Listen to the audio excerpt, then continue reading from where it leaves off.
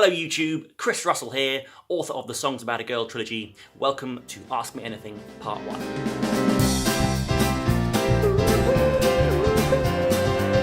First of all, a huge thank you to everyone who sent in questions for this video. I was bowled over by the number of responses that I got. I won't have time to answer all of them, but I have selected a handful and I'll be answering them now in a two-part video.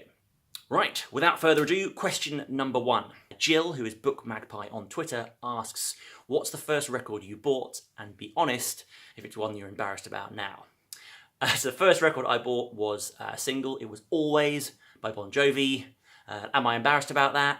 Hell no. I'll be there till the stars don't shine and I'll love you always. Compelling asks, will Songs About Us be available in Poland? I've had quite a lot of my Polish readers asking me this question. The simple answer is at the moment I'm not sure, but if you join my mailing list, and I'll put the link in the description box below, then you'll be first to know as and when the sequels do become available in your territory.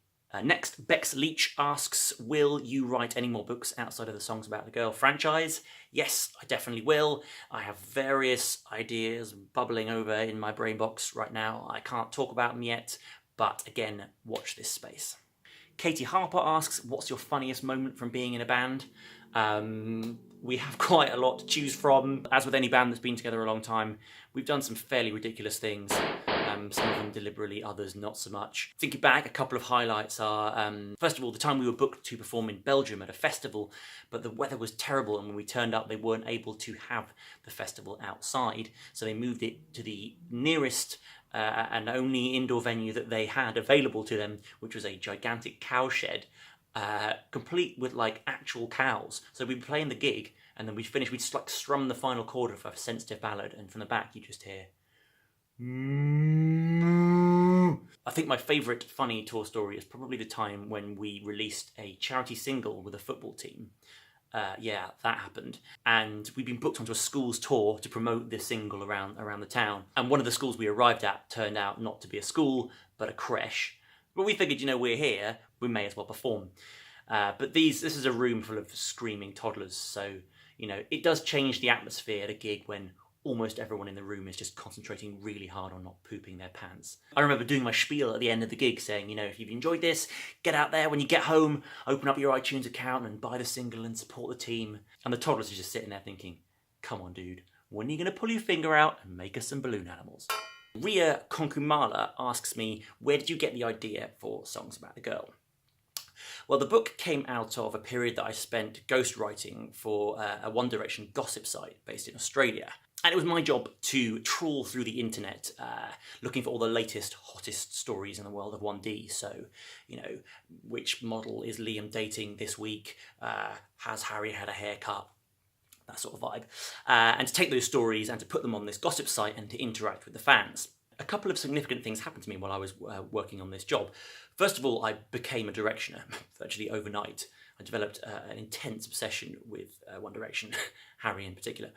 And secondly, I gained an insight into what it would be like to be a teenage fan of a boy band. And I realised that there was a novel in this, a novel where I create my own fictional boy band, and I take an ordinary teenage girl and I throw her into the world of that boy band.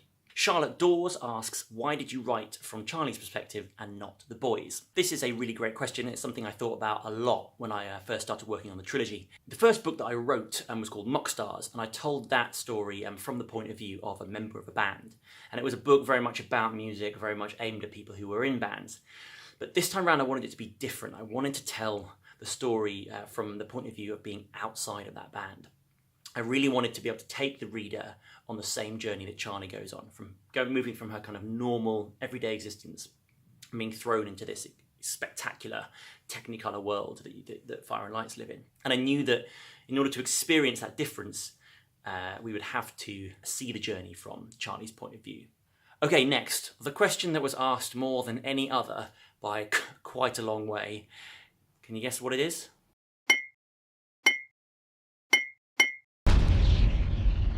That's right, more of you wanted to know how do I get my hair to do that than about any other aspect of my career. Yes, that's right, I do consider my hair to be part of my career. So, hair. Here we are now at the serious, the sharp end of the Ask Me Anything. First of all,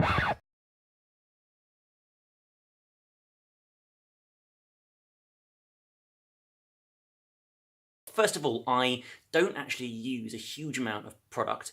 That might surprise you, but if you were able to reach out through the screen and touch my hair right now, which you can't do yet, but I hear YouTube are working on that feature, you would find that it's actually fairly soft. It's not full of gunk or anything. I use a little bit of hairspray, again, sparingly, just to kind of keep shape and give it a bit of body. One of my other secret weapons is this stuff, dry shampoo.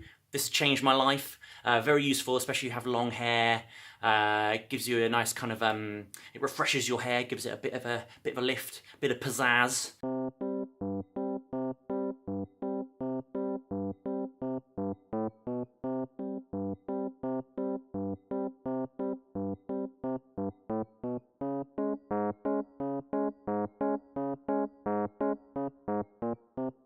To be honest, my main hair technique is that I like to let my hair dry naturally whenever possible. I find if I towel dry it or like hair dry it too aggressively or like too soon after coming out of the shower, it just makes it kind of limp and fly away and a bit rubbish. So what I do when I get out of the shower is I sweep it right back over my head and I let it dry naturally throughout the day. And that means when it is finally dry, it has a nice amount of a bounce in it.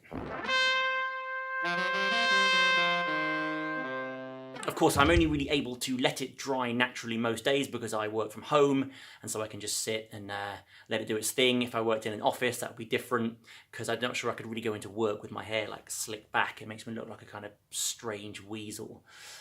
Because actually I have quite a small head. It's just very well disguised under these circumstances. But yeah, that might be something you didn't know about me.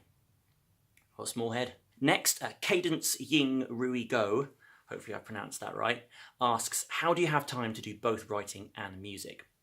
This is a really interesting question, and funnily enough, the writing and the music in my life actually facilitate each other. Balancing out different work commitments can be quite difficult for authors, and many authors will come to their first book deal already with a full-time job.